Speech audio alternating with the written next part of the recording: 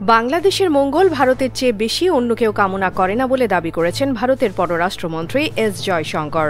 বুধবার ৯ এপ্রিল নয়াদিল্লির ভারত মণ্ডপে নিউজ 18-এর ফ্ল্যাগশিপ রাইজিং ভারত সামিট 2025-এর দ্বিতীয় দিনে ভাষণ দিতে গিয়ে এমন দাবি করেন তিনি। ভাষণে তিনি বাংলাদেশের সাম্প্রতিক ঘটনাবলী নিয়ে উদ্বেগ প্রকাশ করেছেন এবং জোর দিয়ে বলেছেন, নয়াদিল্লি তার প্রতিবেশীর জন্য মঙ্গল কামনা করে। এছাড়া বাংলাদেশে শিগগিরই নির্বাচন অনুষ্ঠিত হবে বলেও আশা প্রকাশ করেন ভারতীয় পররাষ্ট্রমন্ত্রী। জয়শঙ্কর বলেন, ভারত ও বাংলাদেশের মধ্যে কয়েক দশকের পুরনো এই সম্পর্ক জনমুখী। ভারতের চেয়ে অন্য কোনো দেশ বাংলাদেশের জন্য এতটা মঙ্গল চায় না। থাইল্যান্ডের ষষ্ঠ বিমস্টেক শীর্ষ সম্মেলনের ফাঁকে বাংলাদেশের অন্তর্বর্তী সরকারের প্রধান উপদেষ্টা ড মোহাম্মদ ইউনূসের সাথে ভারতীয় প্রধানমন্ত্রী নরেন্দ্র মোদীর সাক্ষাতের কয়েকদিন পরই তিনি এই মন্তব্য করলেন।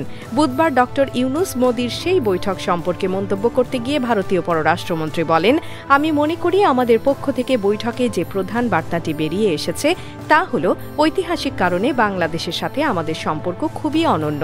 এটি মূলত জনগণের সাথে জনগণের সংযোগ, সম্ভবত অন্য যে কোনো সম্পর্কের চেয়ে অনেক বেশি, এবং এটি আমাদের স্বীকৃতি দেওয়া উচিত। তিনি বলেন, দ্বিতীয়ত, বাংলাদেশের মানুষের কাছ থেকে যে বক্তব্য বেরিয়ে আসছে তা নিয়ে আমাদের উদ্বেগ রয়েছে। আমরা যে মৌলবাদী প্রবণতা দেখছি তা নিয়ে আমাদের উদ্বেগ রয়েছে।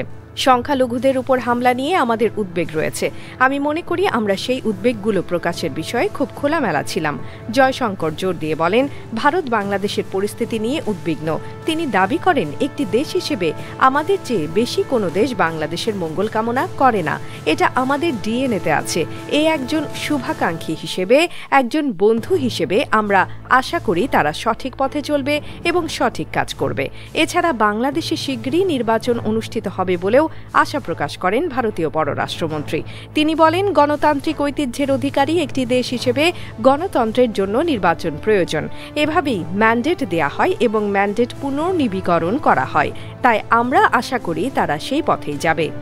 মুক্তি টিভি নিউজ ডেস্ক।